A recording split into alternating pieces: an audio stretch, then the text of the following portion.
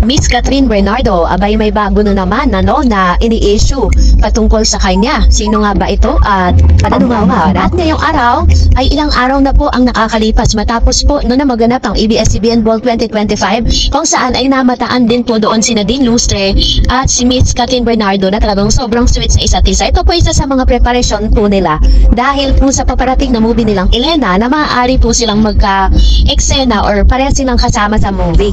No, kaya po talagang medyo nakikita natin silang dalawa na lagi magkasama, nakaalam mo mag-BFF, diba?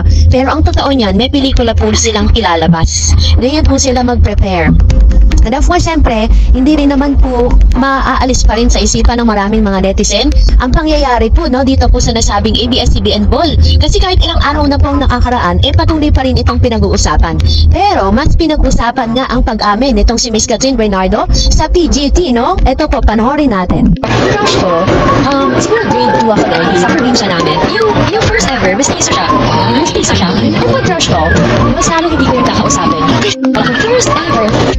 Tapos nang inamin, netong si Miss Catherine Bernardo, yung kanyang first ever crush, na hinanting pa ng mga fans, ay masasabing doktor na daw di umano ngayon. Sabi po sa isang online news, I'm very happy and yes, I'm still single, ang sagot ni Catherine sa tanong ni Star Patrol Gretchen Pulido nang rumampa sa red carpet ng ABS-CBN Ball 2025. Tanong ni Greta, Catherine, tinatanong ng lahat, are you single or taken? Nang aminin ng aktres na wala siyang karelasyon, ang sabi ni Gretchen, nasagot na mga fans ha. Samantalang, na-curious tuloy kami kung sadya ba itong inamin ng dalaga para makarating ito sa first crush na nagngangalang Kenneth Hison. Nasa grade 2 pa lang daw siya noon at pareho pa silang kabanatuan na Ecija nakatira pag-amin ng aktres na nakaraang episode ng Pilipinas Got Talent.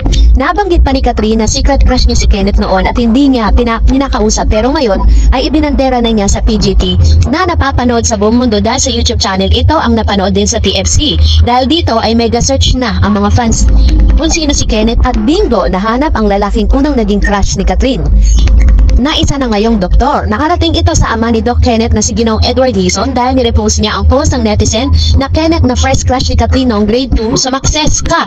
At caption niya, di pa niya nakalimutan ang bunso ko, smiling face emoji. Nakakaliwang mga fans dahil nahanap din nila ang yearbook ni Catherine at ni Kenneth noong grade 2 at pinagtabi pa. Makikita rito kung kailan ang karawan ng huli.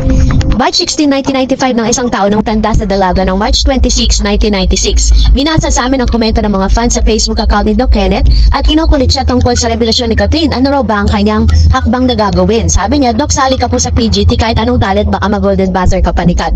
Doc, pasensya ka na, ikaw dapat ang check upin sa amin pero dahil kay Catherine Bernardo facial, ikaw ang check up namin. Nag-stalk dahil kay Kat. Nako, Doc, sorry na po. Nagulat tuloy buhay mo. Dahil sa crush ni Kat sa napastok ako dito. Humarap ka, Doc, sabi niya. Mas gwapo pa kay Daniel. Andito ako. Dahil, po yung mga usap-usapan po sa social media patungkol po sa pag-amin ni Miss Catherine Bernardo sa kanya pong first ever crush. Pero sabi nga, grade 2 pa po sila nun. Pero, hirit naman ang ilang mga fans ng Kat din na ayaw daw di umano ni Catherine Bernardo ng doktor, ayaw ni Catherine Bernardo ng mayor, at ayaw niya rin ng isang aktor dahil ang gusto po talaga ni Miss Catherine ay isang piloto.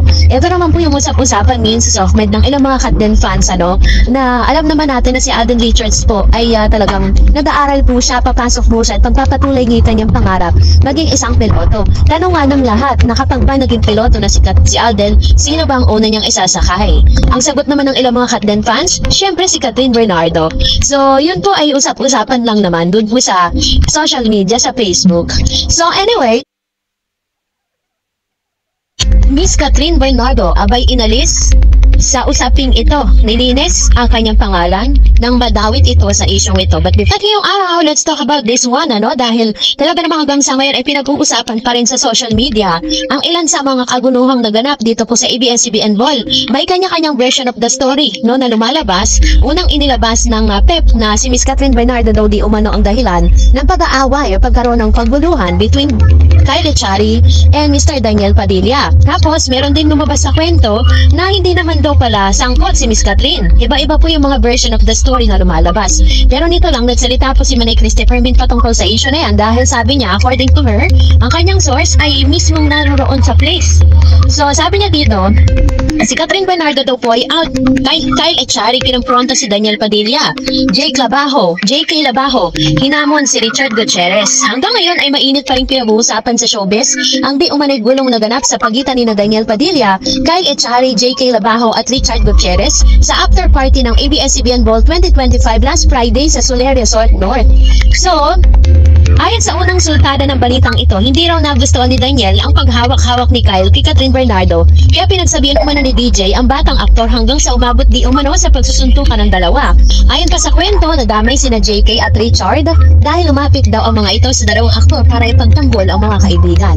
Si JK ay pinagtanggol umano ang kaibigang si Kyle, habang si Richard naman ay dinipensahan naman si DJ. Ngayon nabasa rin kaming si Daniel daw ang nagsimula ng gulo at naghamon ng suntukan umano kay Kyle. Kahapon sa Christopher Minute show ni Christopher Min, tinalakay niya ang tungkol dito at idinitali ang nangyari base sa kanyang mga sources na naroroon sa ball. Taliwas sa unang chikang si DJ ang nagalit.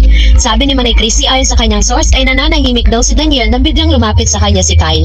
Meron silang pinag-usapan na parang tumigas yung salita ng Kyle kay Daniel. Tahimik si Daniel ha, kwento ni Nay Christy. May umaaligid si JK Labajo, si JK pangusong-uso na para bang upakan muna, parang ganon. Pero nangyari, nakita si Richard Gutierrez yung ginagawa ng dalawa kay Daniel na nananahimik. Anong inaasahan mo na gagawin ni Richard? Natural, aawat. Sabi niya, dagdag ba ng batikang host writer? Pagpapatuloy pa niya, alam mong ginawa sa kanya ni JK Labajo, bakit ka nandito? Anong gusto mo?